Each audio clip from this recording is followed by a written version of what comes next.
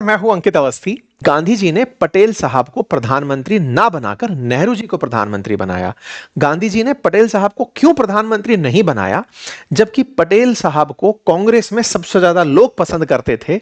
अगर वो देश के उस समय प्रधानमंत्री होते तो निश्चित ही हम पाकिस्तान से कश्मीर भी छीन लेते, बलूचिस्तान भी छीन लेते, शायद पाकिस्तान आज एग्जिस्ट ही नहीं करता।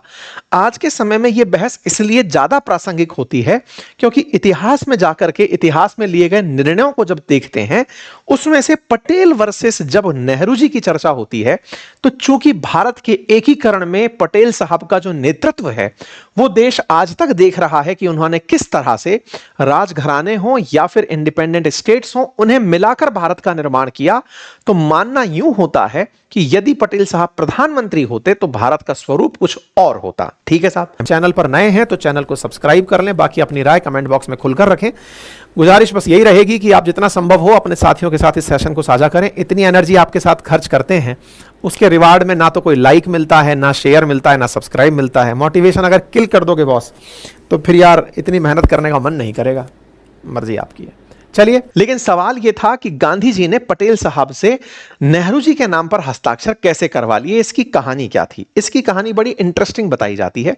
यह कहां से निकल कर आती है, तो असल में महात्मा गांधी जी के ऊपर पूरी तरह से उनके जो काम है ना, उनके 100 वॉल्यूम पब्लिश्ड हो रखे हैं।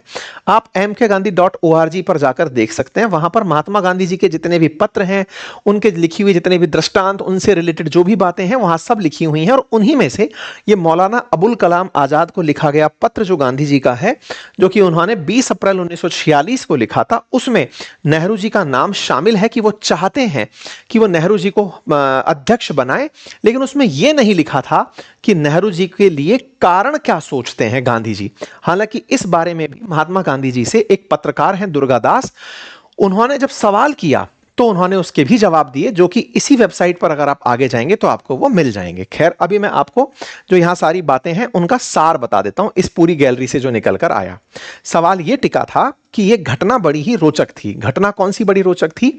जब महात्मा गांधी जी ने नेहरू जी को प्रेसिडेंट ऑफ कांग्रेस बनाया, हुआ क्या था और क्यों, मतलब नेहरू जी को इतना पसंद कर रहे थे, हम उसके बारे में भी बताएंगे।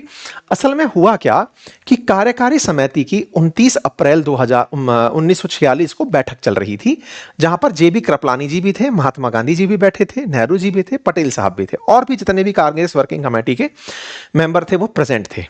पूछा गया कि बताइए भाई, अध्यक्ष किसको बनाया जाए, क्योंकि अब तक यह तय हो चुका था कि कांग्रेस का जो भी अध्यक्ष होगा वही देश का प्रधानमंत्री बनेगा।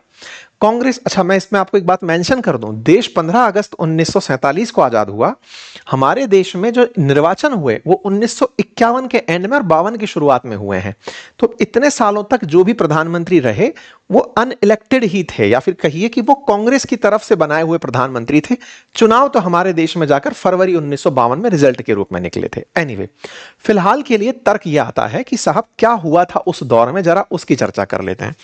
तो हुआ ये कि जेबी कृपलानी साहब ने अपनी तरफ से महात्मा गांधी जी की तरफ एक पत्र प्रेषित किया, साहब की ऐसे ऐसे रिजल्ट आए हैं, पटेल साहब के समर्थन में इतने लोग हैं, नेहरू जी के समर्थन में कोई नहीं है। महात्मा गांधी जी का नजर देख करके कृपलानी साहब समझ गए कि उसमें उनका नाम भी था, कि लोग, उन्हें भी एक मत उनको भी मिला था कि अध्यक्ष के रूप में देखना चाहते हैं।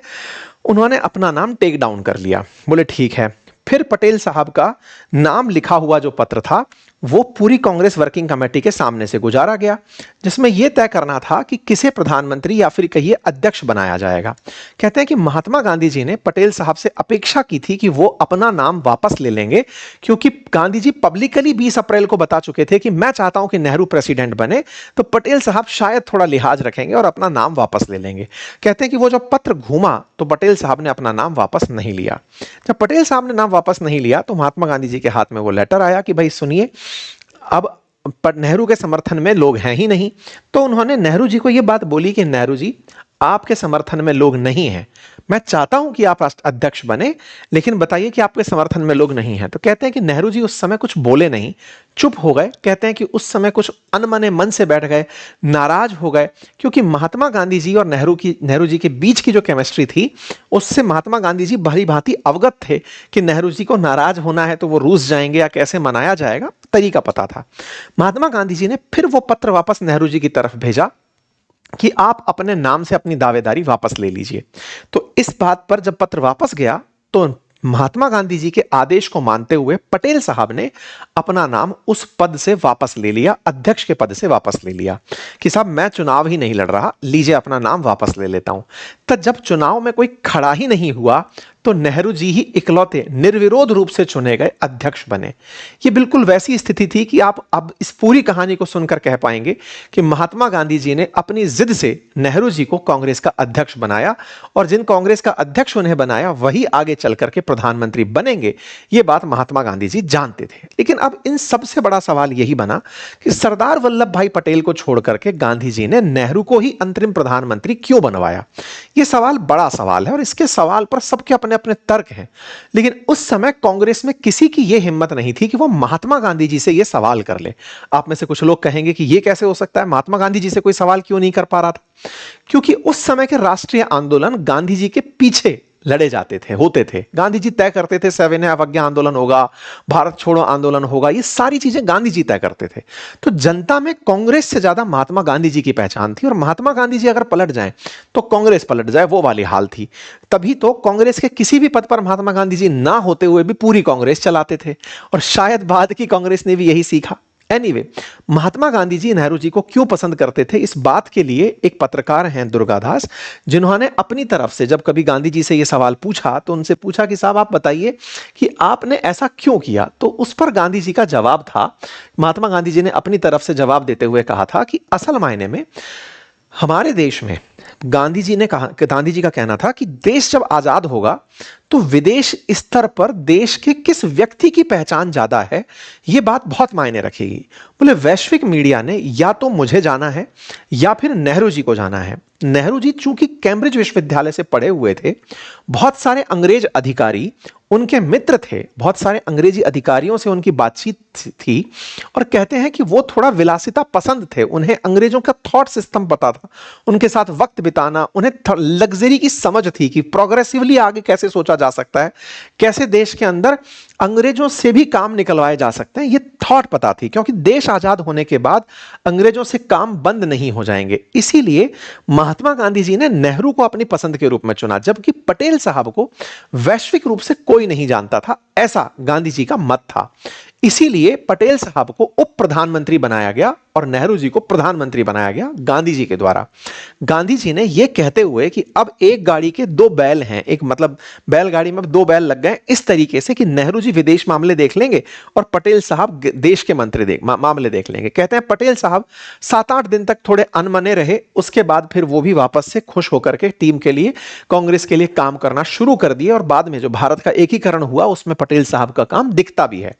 कुल मिलाकर गांधी जी की इच्छा से नेहरू जी प्रधानमंत्री बने, यह बात जो बीजेपी ने उठाई ये सत्य भी है और ये उस समय के जितने भी इतिहासकार हैं वो इस बात को लिखते भी हैं।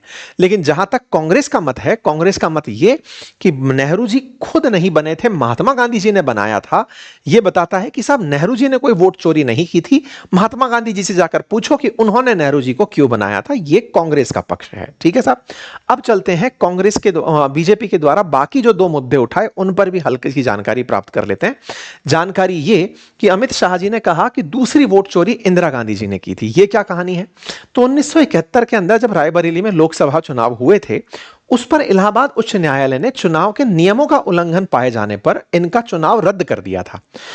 इसी को बीजेपी ने दूसरी वोट चोरी कहा। इसी के अगेंस्ट जाते हुए इंदिरा गांधी जी ने इमरजेंसी का ऐलान किया था, अपने पद छोड़ने से इनकार कर दिया था और परिवर्तन कर दिया था कानून में, यह कहते हुए कि प्रधानमंत्री के खिलाफ कार्रवाई नहीं की जा सकती। अमित शाह जी ने दूसरा इसे वोट चोरी करार दिया। इस पर हमने इमरजेंसी के ऊपर पूरा सेशन किया हुआ है अंकित इंस्पायर इंडिया के ऊपर। और तीसरा जो मुद्दा उठाया गया उसमें सोनिया गांधी जी का जो नाम है उसको लेकर के अभी दिल्ली की एक दीवानी अदालत में मामला चल रहा है, जिसमें कहा जाता है कि उनके पास भारत की नागरिकता नहीं थी, उसके बावजूद भी उनका मतदाता सूची में नाम जोड़ दिया गया था। इस बात को लेकर के भी दीवानी न्यायालय के अंदर दिल्ली में मुकदमा चल रहा है। इन तीन मुद्दों को उठा करके फिर से वो इतिहास की तरफ लेकर चले गए। अब लेकिन यहां पर एक बड़ा सवाल छूट जाता है और वो ये, बीजेपी और कांग्रेस जो आरोप प्रत्यारोप कर रहे हैं, क्या वो वर्तमान से संबंधित हैं? बीजेपी ने कांग्रेस के सवालों पर जो जवाब दिया, क्या वो वर्तमान में प्रासंगिक है, या फिर इतिहास को बोल करके कि आपने ऐसा किया था इसलिए वो अपने द्वारा किए गए फिलहाल कार्यों को क्लीन चिट दे रहे हैं। इससे भले ही देश का ध्यान एक बार के लिए बट जाए, लेकिन सवाल वाकई में एक यथार्थ खड़ा रहेगा, और वो ये कि इलेक्शन कमीशन के द्वारा, जो इलेक्शन कमीशन के अंदर सीईसी या इलेक्शन कमीशन की नियुक्ति का जो एक्ट है, जिसमें सीजेआई को हटा करके प्रधानमंत्री ने कैबिनेट स्तर के एक मंत्री को रखा और एक अपोजिशन के मंत्री को रखा, अपोजिशन के लीडर को रखा, यह तरीका कितना सही है पारदर्शी चुनाव करवाने के लिए या निर्वाचन मंडल में अपनी तरफ से व्यक्ति अपॉइंट करने के लिए? यह बात निश्चित ही डिस्कशन का पार्ट रहेगी। सत्ता पक्ष को चाहिए कि वो इस विषय पर और ज्यादा क्लैरिटी के साथ जवाब दे, ताकि लोगों में निर्वाचन आयोग के प्रति पारदर्शिता का भाव हो, और लोकतंत्र में चुनाव जितने पारदर्शी होंगे लोकतंत्र उतना मजबूत होगा। बाकी आप लोग इस विषय पर क्या सोचते हैं, अपनी राय जरूर रखें। फिलहाल के लिए इतना ही। बहुत बहुत धन्यवाद।